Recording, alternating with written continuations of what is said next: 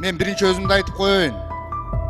El menen joluguşuda жүрүp бул бүгүnkүгө кирмек эмес, эч ким билген эмес.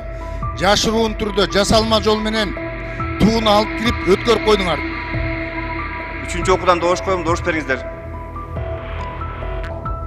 Я понимаю, что какой-либо флаг не мог и не может помешать развиваться стране. Барлем, Кокустан бул мыйзам өтүп калса, ушул сиз сунуш кылган желек өтүп калса, Кыргызстанда канча миллион номерди алмаштырыш керек болуп калат. Бардыгын эсептегенде 150'дүн тегерегинде туу өзгөрөт экен. Аны мамлекеттик бюджеттен эмес, демөөрчүлөр өздөрү бардыгын төлөп беребиз деген дагы демөөрчүлөр бар. Менин компьютериме за деген голосту басып койдуңар. Ким басса да жооп бериш керек. Ким басса да жооп бериш керек. Мен карамандай каршымын туунун өзгөрүшүнө. Үчүнчү нерсе, баш мыйзамда жазылып турат. Экинчи берененин 5-чи бөлүгүндө мыйзамдар жана мамлекеттик маанидеги башка маселелер референдумга коюлушу мүмкүн деп жазылып турат. Референдумду өткөрүүнүн тартиби конституциялык мыйзам менен белгиленет деп турат. Бул эмне? Мыйзам жана мыйзамдар мамлекеттик маанидеги иш эмеспи? Туу деген биздин атрибуттарыбыздын эң негизгиси эмес беле? Биздин эң тамгабыз эмес беле? Кечээ дагы комитетке туунун авторлорун алып келген жоксуңар. Муну дагы алешемдик менен, алдамчылык жол менен өткөрүп алдык. Бул эмне деген маскара постчулук? Эмне деген көз боемочулук? Эмне деген абийирсиздик?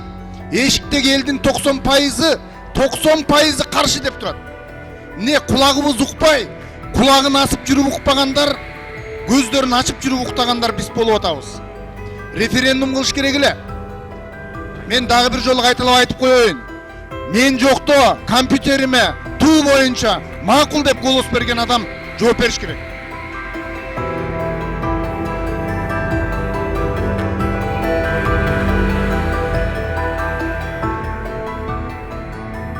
Негизи ушуга кандай комментарий бере аласыздар сиздер тараптан?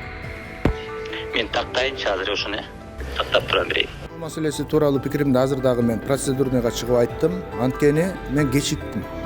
Шайлоочулар менен жолугушуум бар болчу. Бүгүнкү күн тартибинде тууну пленардык жыйынга алып чыгуу боюнча маселе жок болчу. Бул жерден жашыруун түрдө шашып киргизишти биринчиден.